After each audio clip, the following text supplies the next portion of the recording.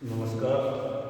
बलदेव राव, सहायकाचार्य Hindi, government college Merta city, BA part first, paper Hindi literature second. अपन अध्ययन कर रहे थे आदिकाल, उसका नामकरण, उसकी परिस्थितियाँ, उसकी प्रवृत्तियाँ। आज अध्ययन करेंगे हिंदी का प्रथम कवि किसे माना जाए।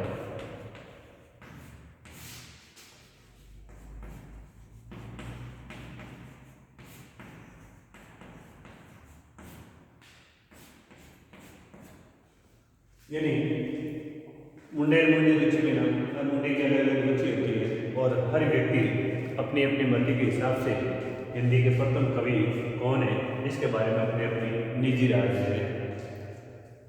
वैसे भी देखा जाए, अपन पहले भी अध्ययन कर चुके हैं, कोई भी भाषा है एक झटके के साथ उत्पन्न नहीं होती है, उसकी पैदाइश नहीं होती है और झटके के साथ खत्म भी नहीं हो जाती है। और अपन ये पढ़ भी चुके हैं कि प्राचीन जो भारतीय आर्य भाषा है, प्राचीन भारतीय आर्य भाषा यानी जो आपके संस्कृत, इसके भी दो रूप थे, एक वैदिक और दूसरा लौकिक। और इस संस्कृत से निकले थी आपके पाली, पाली से प्राकृत निकले थी और इससे जो अपभ्रंश निकले, और अपभ्रंश का जो एक रूप था शोषणी अपभ्रंश, उसे अपनी हिंदी। तो इसीलिए यहाँ अपन को देखना चाहिए कि अपभ्रंश जब हिंदी निकली तो इनमें दोनों में क्या संबंध रहा है। यानी जब अपभ्रंश साहित्यिक भाषा थी तो जहाँ तक अपन मान सकते हैं कि अपभ्रंश के साथ में बोलचाल की भाषा के रूप में हिंदी भाषा का भी विकास हो चुका था। तो इसी चक्कर के कारण कुछ विद्वान किसी दूसरे को और कुछ विद्वान किसी दूसरे व्यक्ति को हिंदी का प्रथम कवि मान रहे। तो आज इसके बारे में देखते हैं। हिंदी साहित्य का इतिहास लिखने वाले एक ग्रंथ था शिव सिंह सरोज, इसके बारे में आप पढ़ चुके हैं। शिव सिंह सरोज, इस ग्रंथ के रचयिता शिव सिंह सेंगर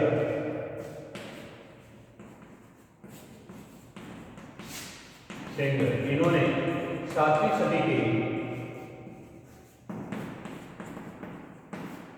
सदी के पुष्य या पुंड, यानी इसको इन्होंने हिंदी का प्रथम कवि माना। लेकिन इनकी कोई भी रचना अभी तक उपलब्ध नहीं होती है, इसीलिए इसको प्रथम हिंदी का कवि मानने में ज्यादातर विद्वान अपनी सहमति दर्ज नहीं कराते हैं। तो इससे आगे अपन ये देखें,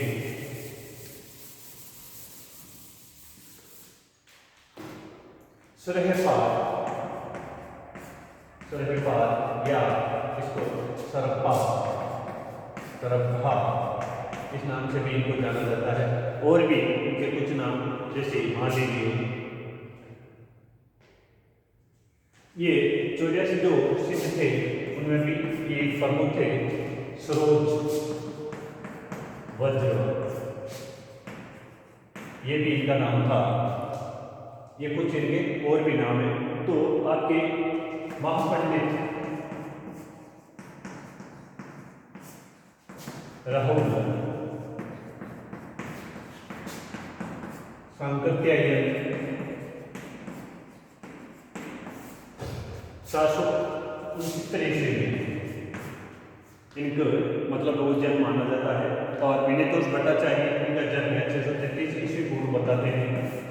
तो ये जो सरहपाद है इसको हिंदी का प्रथम कवि महापंडित राहुल सांकृत्यायन मानते हैं। अब ये किस आधार पे, किस हिसाब से मानते हैं, हालांकि इनकी कोई भी रचना आपके उपलब्ध नहीं होती है, इनकी कुछ मुक्तक रचनाएं जरूर उपलब्ध होती है और इनको हिंदी का प्रथम कवि माना जाता है। अब अपन थोड़ा इसमें और देखें, ये कार्य चेतना,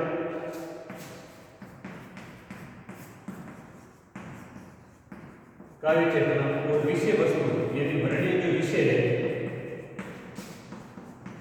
यदि जिस विषय के इसमें वर्णन किया गया है, इन दोनों तत्वों को यदि देखा जाए तो आपके जो सिद्ध हैं, सिद्ध साहित्य का नाथ साहित्य पर प्रभाव पड़ा था, नाथ साहित्य पर प्रभाव पड़ा था। और इस नाथ साहित्य की जो एक हठ योग,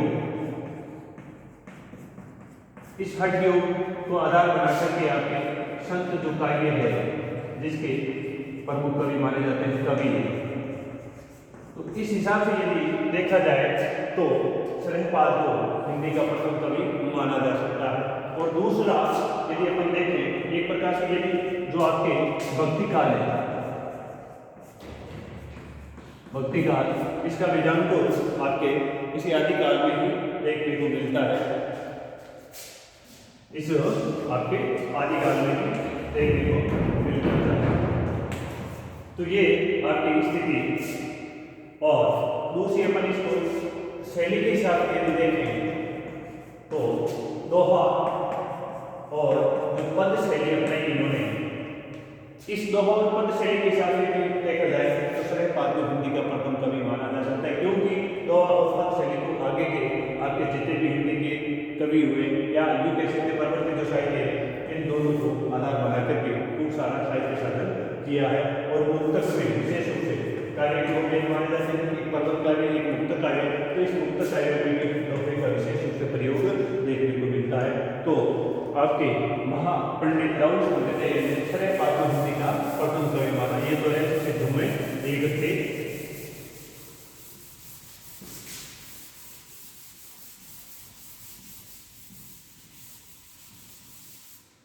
इसके अलावा रामकुमार वर्मा,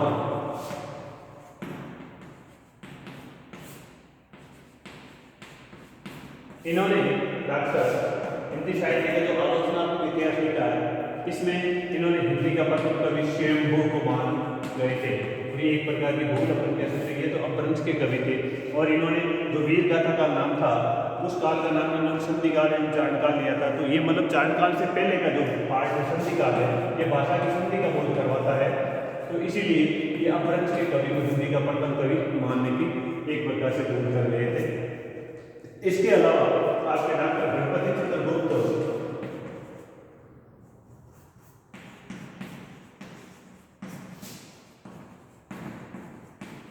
गणपति चंद्रगुप्त है रामकुमार वर्मा। गणपति चंद्रगुप्त ने हिंदी का जो प्रथम कवि है,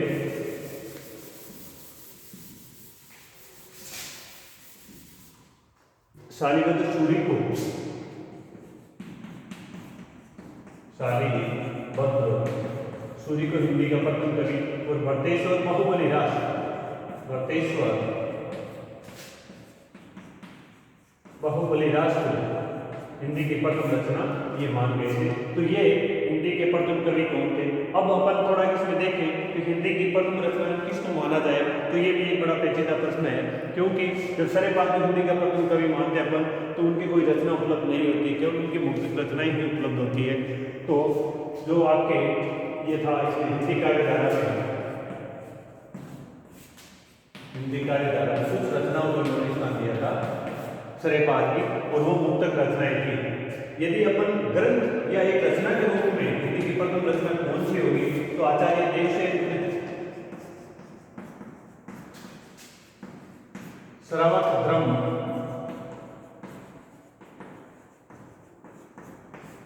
श्रावक धर्म के बारे में इन्होंने इसमें खूब सारा वर्णन किया है, और इस रचना को हिंदी की प्रथम रचना माना जा सकता है। और इसमें धृष्ट धर्म उसका भी वर्णन किया है। श्रावकाचार इनकी रचना का नाम था श्रावकाचार, और 250 में इसका इन्होंने वर्णन किया है। इसमें श्रावक धर्म या ग्रस्त धर्म इसका इसमें इन्होंने वर्णन किया है। तो इसको हिंदी की प्रथम रचना माना जा सकता है। तो ये आपके हिंदी का प्रथम कवि कौन था और हिंदी की प्रथम रचना कौन थी, इसमें जो विभिन्न विद्वानों की राय थी उसके बारे में अपन अध्ययन किया। अगले अध्याय में अपन देखेंगे जो रासो आपके ग्रंथ थे, विशेष रूप से रासो शब्द की जो व्युत्पत्ति है वो कैसे, उसके बारे में अध्ययन करेंगे। धन्यवाद।